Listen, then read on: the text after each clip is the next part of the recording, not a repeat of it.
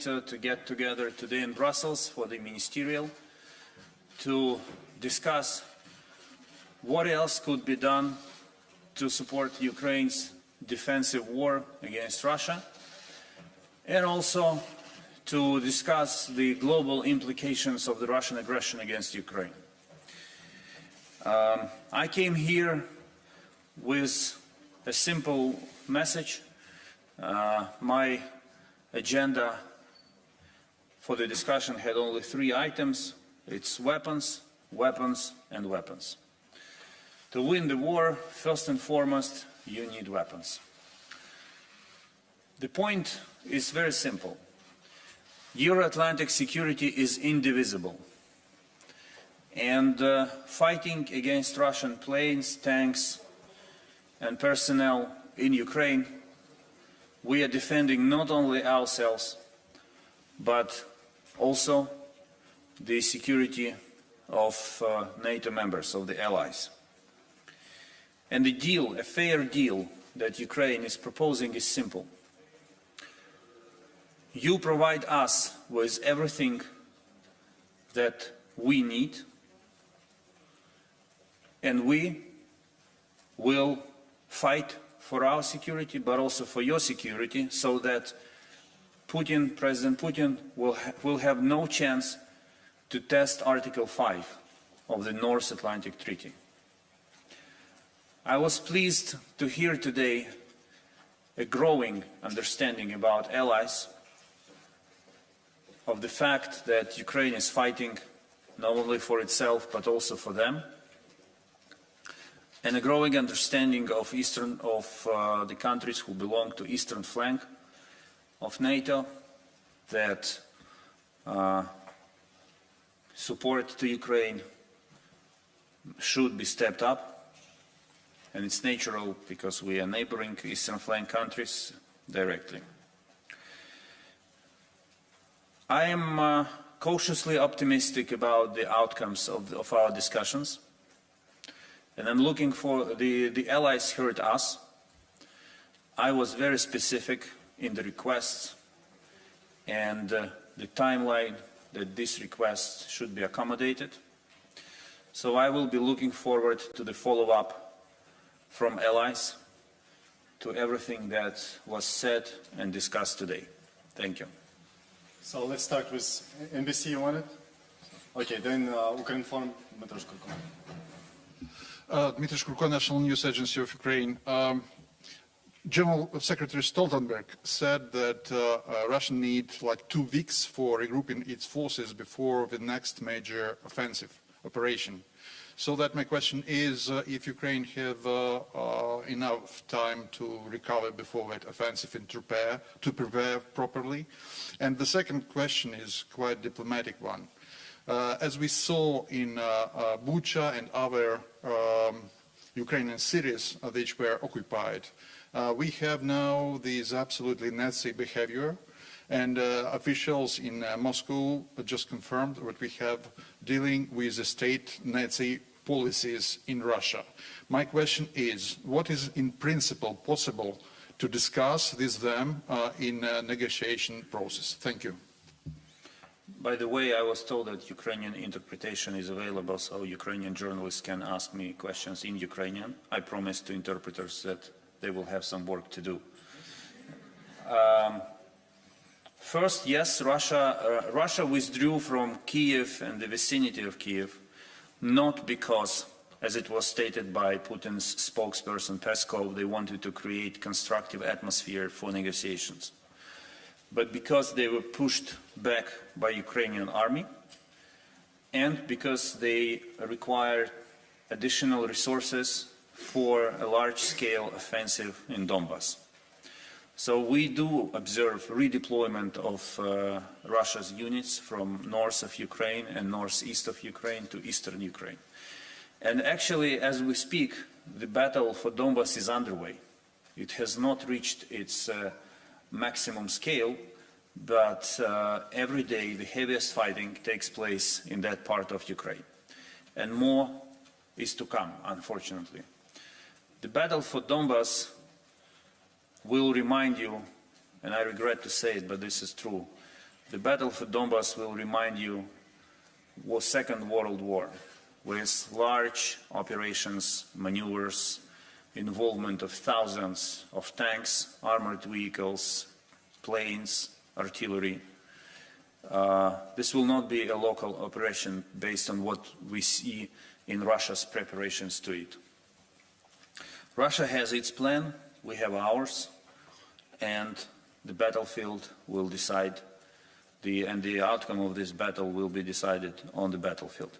And this is why it is so urgent for allies not to, how to put it mildly, not to tell us that they are still thinking, that they have to do all the procedures, that there are many issues which have to be sorted out before they make decisions.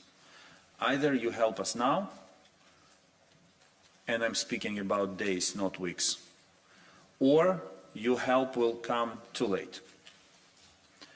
And many people will die, many civilians will lose their homes, many villages will be destroyed, exactly because this help came too late. Speaking about negotiations, I said it already, unfortunately, to my deepest regret, Bucha massacre is just the tip of the iceberg. We already see from reports from Mariupol that Mariupol is much, much worse on all accounts. And you ask the right question, how does it feel talking to the Russians after all this happened? There are 2 points which I want to make. First, I have only one question to the Russians. Who are they? Where do they come from that they have no compassion or empathy, neither to children whom they rape, nor to women and girls who are raped and killed, nor to civilians, to old people, even to animals and pets? They kill pets. I don't really, after Bucha, I don't understand who are they, who are these people? And while asking myself this question, I also understand that to prevent more Buchas, we have to talk. We have to talk and see how we can end this war. However, and I will be very honest with you, it is clear that the positions of delegations in talks will be defined by the successes of relevant armies on the battleground and the impact of sanctions imposed on Russia. These are the two main criteria which make either our or their position stronger in talks. And of course, we are entirely focused on making sure that we will be stronger and we will eventually prevail. Next one, Associated Press. Hello, thank you for your question. Mark Carlson from Associated Press. Have you received any promises of new military equipment today? You know, weapons are like money. They love silence. And I will not be in a position to go into details. But let me put it this way. I have no doubts that Ukraine will have weapons necessary to fight. The question is the timeline. The discussion is not about the list of weapons. The discussion is about the timeline. When do we get them? And this is crucial, as I explained earlier, because 1 month, 2 weeks ago, it was enough to say what will be given. Today, it's more important to know when it will be given. And this is something that allies have to sort out and to find appropriate solutions. Okay, gentlemen. Yeah. Give the microphone. Thank you. Thanks so much, Foreign Minister. Nick Beak from the BBC. You say that in terms of weapons, it's when, not if. What is holding things up? Is it a lack of will, or is it the logistical problems that the NATO allies are facing. And also, President Zelensky has talked about the recent sanctions that the UK and the US have been saying will make a big difference. He says that they're spectacular, but they're not enough. Did you get a sense that some of the NATO allies were maybe holding back on weapons because they want sanctions to do the hard work first of all? The answer to the second question is no. I think these are two parallel tracks where we see different progress with different allies. Some are more advanced on sanctions while being more reluctant on providing us with weapons. Others, to the contrary, are willing to provide with weapons but are more conservative when it comes to sanctions.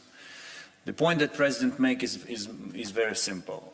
We appreciate everything that has been done on the sanctions front so far. And yes, it's true that the latest round of sanctions inflicts serious damage on Russia. We are looking forward to the adoption of the fifth sanctions package by the European Union.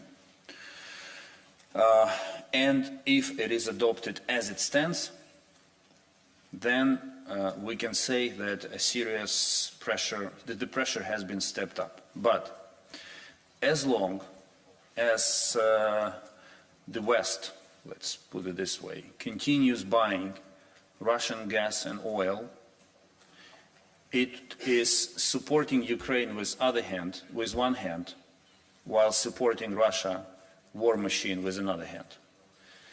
And this is the point the President is making. The damage that is being inflicted on Russia by sanctions now has mid and long-term implications for Russian economy. But people are dying today. The offensive is unfolding today. And we need steps which will stop Russia's war machine today. This is, as long as it is not, as this hasn't been done, we cannot speak about full efficiency of sanctions. Yes, damage is inflicted, but it's insufficient to stop Russia's war machine. And this is the point. And the first question was on weapons. Why the delay? Is it logistics or? A month, in the first week of the war, I asked one foreign minister whether his country would be willing to provide us with a certain state-of-the-art weapon. And he said, Dmitro, it's complicated because it requires at least 2 months of training for personnel. So we are not going to do that. If he had agreed with me in the very beginning to provide Ukraine with that weapon, our people would have already completed, were about to complete this training, and we would have had it in the week or two. So this is the problem with partners. I mean, I appreciated them, I love them, they're all friends, most of them are personal friends, but this is the problem, that you always have to break one wall after another. The first wall was, we are not going to send you weapons. Okay, we broke it, no one is saying that anymore, almost. The next wall was, we will send you light weapons, but not heavy weapons. Okay, we broke it. We broke this wall as well. Now I've been hearing until recently, we will be sending you defensive weapons, but we cannot send you offensive weapons. Okay, we explained that it doesn't make any difference when it comes to Ukraine because we are defending ourselves. Every weapon is defensive by definition. Okay, we seem to have broken this wall as well. And now we are in this, again, in this situation, when will you send this? It takes time, but we have no time. If they had heard us before, we would not have had this discussion. We wouldn't have this discussion now. So it's all. I don't know. It's a little bit of all. So reluctance, unreadiness to act on time, acting only after tragedies like Bucha occur. I said to, and I can openly say it here, I said to partners from G7 and the European Union in the last days, that I know what the initial package of sanctions was, and I know that it was stepped up, that when we were asking you to step it up, you ignored us. In fact, there could have been some backslides. And only after seeing the pictures of Bucha, you agreed with us that sanctions have to be stepped up and that what had been prepared was insufficient. But how many Buchas have to take place for you to impose the sanctions? How many children, women, men have to die, innocent lives have to be lost for you to understand that you cannot allow sanctions fatigue, as we cannot allow fighting fatigue?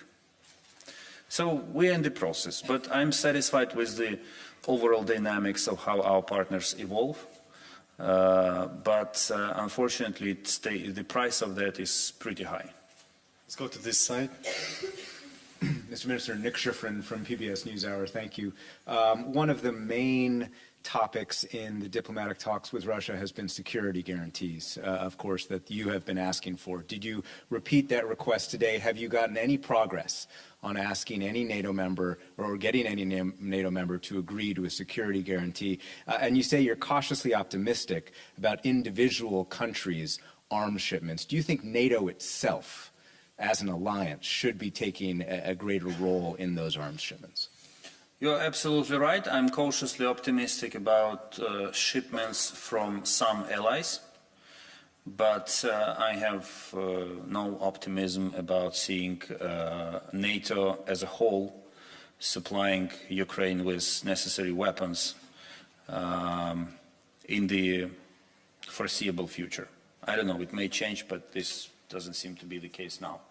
So what is happening now is that NATO as an institution encourages allies, those allies who are willing to help. That's it. That's how it works now. And NATO serves as a platform where everyone comes together and discusses these things. No, I did not raise the issue of security guarantees in the meeting because we know exactly the list of allies whom we see as potential security guarantors, and we negotiate it at a bilateral level. But in my bilateral meetings here, we are raising and discussing this issue with them. Yes, they definitely get a better understanding of what we are looking for, and but we're still they're still in a receptive mode. We're still discussing. None of them has provided us with their vision for security guarantees at this point. We have time just for two last short questions, and the first one, the lady there. No, they're behind. Yeah. No. Yes. Just raise your hand. Yes. Sorry. Lily Bayer from Politico. Thank you, Minister. A video posted to social media appears to show Ukrainian troops shooting a captured Russian soldier. I was wondering if you've seen the video and if you have a reaction. Thank you. I haven't seen it. I heard about it. I want to reassure you that Ukrainian army observes the rules of warfare.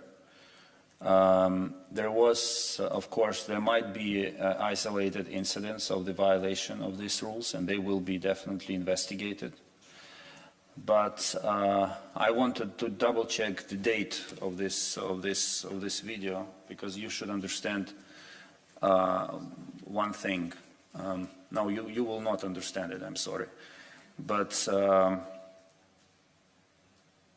you don't understand how it feels after seeing pictures from Bucha, talking to people who escaped, knowing that the person you know was raped 4 days in a row, and when she finally made it to Kiev, she was directly taken to the psychiatrist. You don't understand how it feels that Russian soldiers rape children. This is not an excuse to those who violate the rules of warfare on either side of the front line. But there are some things which you simply can't understand. I'm sorry. Let's take one last one. Ukrainian media. Є українською питання? Давайте від вас. Okay, I will be speaking in Ukrainian, so take your earphones on. ЮАТВ Віталій Сизов. Ваш турецький колега, ви з ним також мали зустріч, наскільки я розумію. В нього був оптимізм, він казав, що він все ж таки сподівається, що буде ваша зустріч з Лавровим, і вони над цим працюють. Чи є якісь приводи для його оптимізму, і чи є якісь підстави для вашої чергової зустрічі з Лавровим? З того, що я чую від міністра Лаврова публічно, я ніякого оптимізму не отримую. По-моєму, кожен коментар, який він робить, спрямований на зрив переговорів, на їх блокування, а не на продовження переговорів. Але менше з тим, я вже один раз з ним зустрічався, якраз в Анталії. У мене немає щодо нього якихось особливих почуттів, які б мені завадили з ним зустрітися знову, якщо це потрібно для припинення війни в Україні. Міністр Лавров є частиною системи президента Путіна. Те, що він виправдовує бомбардування лікарні в Маріуполі і злочини, вчинені в Бучі та воєнні злочини, вчинені в Бучі та інших містах і селах України, і називає їх фейком, робить його співучасником цього злочину. Але я готовий зустрічатися, тому що він офіційна особа, і якщо це питання миру в Україні і припинення смертей, то я готовий зустрічатися будь з ким. Thank you. Thank you. Bye-bye.